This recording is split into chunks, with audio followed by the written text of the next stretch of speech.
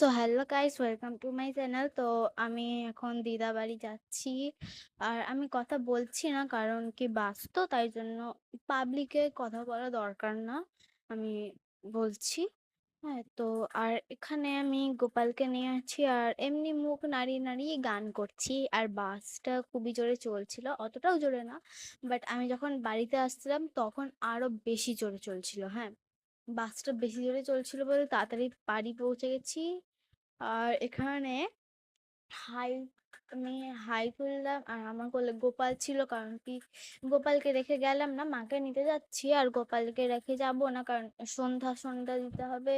তারপরে গোপাল কি খাবে। আর এখানে দেখো বাইরের নাজারাটা এত সুন্দর লাগছিল, আর হাওয়া, বাসটা তো চলছিল তাই জন্য হাওয়াও লাগছিল বেশ। তো তাই জন্য আর অতটাও আস্তে, মানে জোরে চলছিল না, ঠিক নর্মালি ছিল।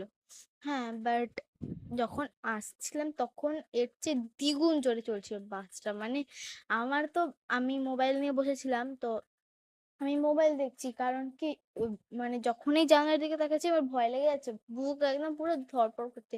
হ্যাঁ, এত জোরে চলছিল বাসটা, কি বলবো।